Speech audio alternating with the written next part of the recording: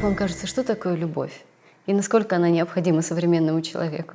Мы с вами родились на планете любви, и любовь, она естественно наше состояние, и любой человек нуждается в любви. То есть любовь — это аура, любовь — это оболочка, любовь — это то, что нас укрывает, то, что нам дает возможность быть такими, как мы есть. И если мы уже решили жить здесь, то, конечно, любовь для нас — это жизнь.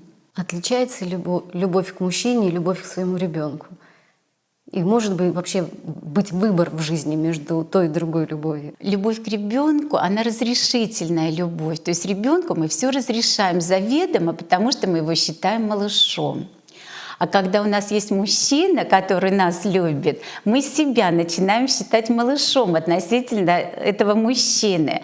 И поэтому любовь к мужчине у нас больше всего как любовь к отцу, который должен нас защитить, оградить, позволить. А когда к ребенку, наоборот, мы становимся такими защитницами, покровительницами. Конечно, это очень разные формы любви. Это приятно, что они такие разные. Семя небес.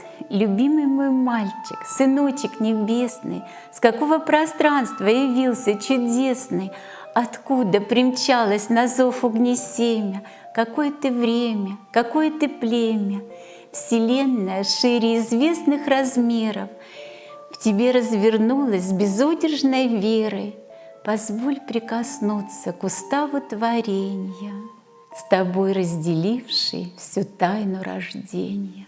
А расскажите, пожалуйста, а есть ли кто-то, кто повлиял на ваше призвание, когда вы стали писать стихи?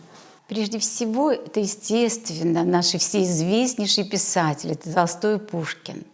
Я когда погружалась в их поэзию, так же, как Марина Цветаева еще поэзию, мне очень приятно было просто летать между их словами, купаться в их словах. Эти слова нанизывались на меня, они создавали определенную ауру. Если предыдущая поэзия, когда одна строчка вытекает из другой строчки, и между строчками просто не пробиться, и человеку туда не встроиться, он может или принимать все эти строчки целиком на себя, или он способен этими строчками потом другим что-то передавать, рассказывать. А у нее есть вот эта пустота или просвет.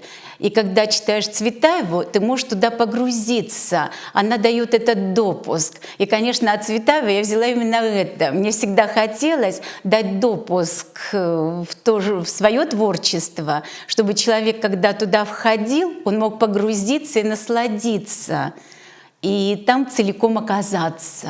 И, конечно, затем, когда уже я сама стала работать со словами, я заметила, что люди очень-очень в них нуждаются. Им необходимо очень много ласковых слов, трогательных слов. И тогда я, пожалуй, стартовала от этих страданий и сама стала писать только о радости и счастье. Тогда как во время погружения в слова, естественно, прочитала очень много о страданиях. С удовольствием читала Достоевского, прям погружаясь во все его мотивы, вот с таким очень глубоким проникновением в мозги человеческие. И потом где-то выход. И вот мне очень хотелось дальше дать выход в счастье. Марина Цветаева писала о том, что у нее были сны, можно сказать, пророческие. И вообще многие поэты пишут о том, чего нет. Они предсказывают свою судьбу или чью-то судьбу. Как вам кажется, поэт, он пророк в какой-то мере? Он может погружаться в будущее? Смотря какой поэт. То есть поэты чаще всего описывают то, что уже произошло, или то, что находится в настоящем времени и видимое. А вот очень редкие поэтессы или поэты, которые позволяют себе, но чаще всего во снах. Им сложно это сделать наяву, именно улететь куда-то. А тело сна, оно всегда в будущем. Тело сна, в принципе, оно позволяет летать за будущим. И, наверное, прелесть таких поэтов, как Цветаева, это приносить сон сюда и суметь его описать. То есть обычному человеку это не подвластно. Если ему приснился сон, он в этот сон может погружаться, но не способен его описать. А она смогла. Вот это и дает допуск или возможность погружения в будущее. Осознание миссии на земле. Опасаюсь уйти непонятой. Сколько их, ушедших до дня, не сумевших вместить меня на надгробии могилы той. Остаются вещей вибрации, до ноги опаленный след, поднимаясь к вершинам вет, незначительных бед вариации. Сложно в мир приходить безвременно, крылья сломленно распластав, от засилья молвы устав, уходили, взрастая в семени. Засевали собою пламенно судьбы братские на века, направляя чудес облака на безбрежье твердыни каменной. Нет, не только надгробий праздники, оставляем магнит души, колебаний надежд в тиши, улуча мы вечные странники, соблюдая завет бойцов, постигая законы племени, опасаюсь уйти до времени от небесной Руси отцов. Говорят, что первой поэтессой русской была Елизавета Петровна. Как вам кажется, русская женская поэзия и мужская поэзия, они отличаются друг от друга? Естественно. Женская поэзия, она всегда притягательна, и она идет изнутри. И когда человек начинает читать женские стихи, он тоже погружается внутрь самого себя и пытается познать себя. Тогда как мужская поэзия, она всегда снаружи. Она очень хорошо описывает окружающий лес, окружающее поле, всю окружающую жизнь, наружную жизнь. И читая поэтов-мужчин, сразу проникаешь во что-то такое наружное, девственное. Это небо, это море, это поля и так далее. И о себе забываешь. А женщина, она никогда о себе не забывает. Поэтому она всегда пишет изнутри самой себя. Но мне было всегда очень интересно себя сделать мужчиной на какой-то срок, свой мозг, и начать писать как бы от мужского лица. И у меня это получилось, мужчины это оценили.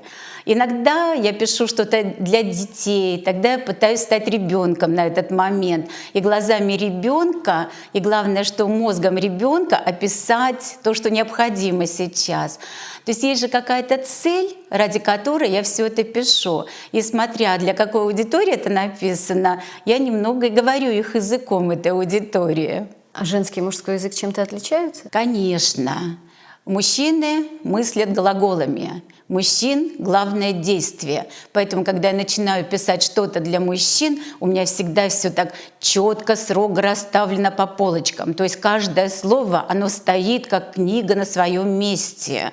И каждое слово должно стать выпуклым, оно должно задеть, захватить, где-то даже как удочка должно поймать чей-то ум и заставить его действовать. Когда же я пишу для женщин, я становлюсь сплошными прилагательными.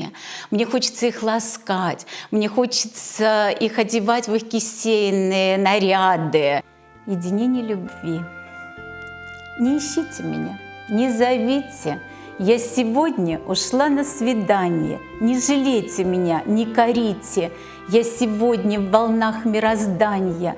Я сегодня в безудержной страсти покоряю пространство и время. Я сегодня в порыве безвластия улетаю, где огненно семя.